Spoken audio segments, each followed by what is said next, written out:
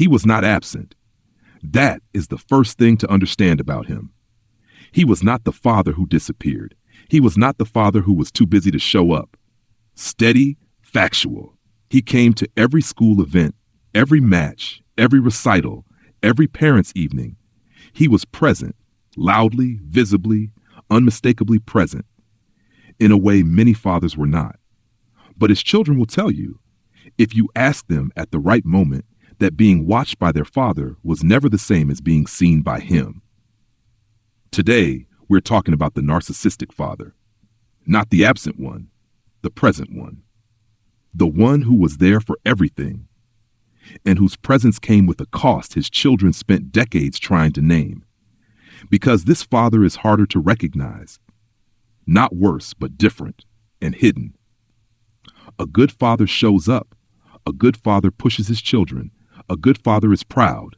A good father has standards. And this father checks every box. But in his hands, those things mean something else. His name is Roland. 67 years old, 2 children, Luca, 38, Alex, 35. From the outside, he was everything a father should be. He built a business. He funded their education. He opened doors. But he also told Luca at 14, after a good match where he didn't score, almost is not good enough.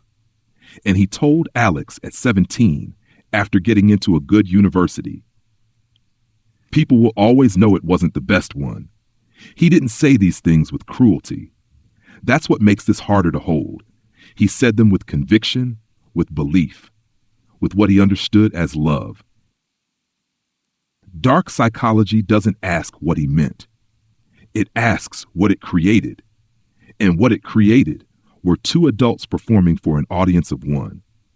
People who cannot receive praise without hearing what's missing, who cannot succeed without imagining how it could have been better, who cannot separate their worth from the score he silently gave them every day. This is called trophy parenting. And it is very different from the narcissistic mother. The narcissistic mother controls through emotion, guilt, withdrawal, emotional dependence. But the narcissistic father, he controls through achievement. His love is not based on how you feel. It is based on how you perform. So the child learns something dangerous. Not I am loved, but I am valuable when I achieve. And over time, the real self disappears. Roland followed 5 patterns. First, public pride, private criticism. In public, he was proud, warm, impressive. But in private, he listed everything that fell short. Second, the moving goalpost. No achievement ever stayed enough. The standard always moved. Third, the vicarious self. His children were not separate people. They were extensions of him. Fourth, the absence of emotional depth. He didn't ignore their feelings. He simply didn't know how to see them. Fifth, the debt of sacrifice. Everything he gave came with an unspoken cost, and that cost had to be repaid through success. Luca is 38 now, successful by almost every measure, and he said something that stays with me.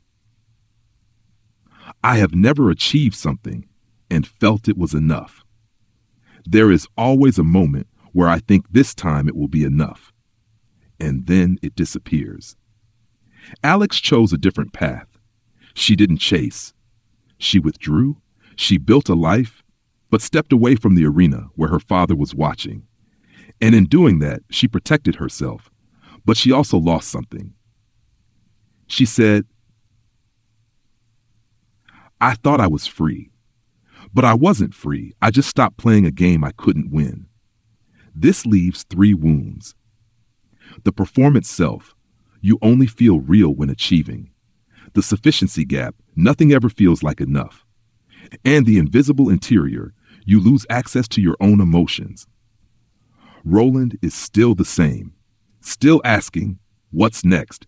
Still proud, but never finished. He doesn't understand that his version of love was a condition his children could never fully meet.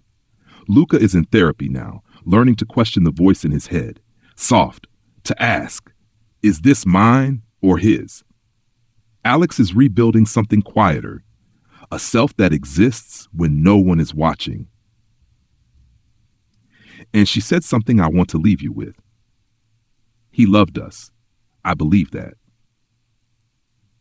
But the version he loved was the version he could show the world. And the real version of me, the quiet one, the uncertain one, slow, he never met her. And I am just beginning to meet her myself. 5 seconds. Tell me something. Did you have a parent whose love felt strongest when you achieved? Who was proud in public, but complicated in private? Who was always there, but never truly saw you? Tell me below.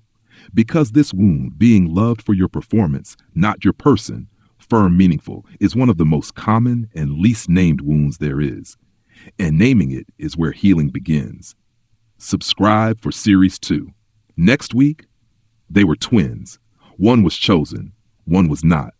The most extreme comparison wound in the entire series. I'll see you then.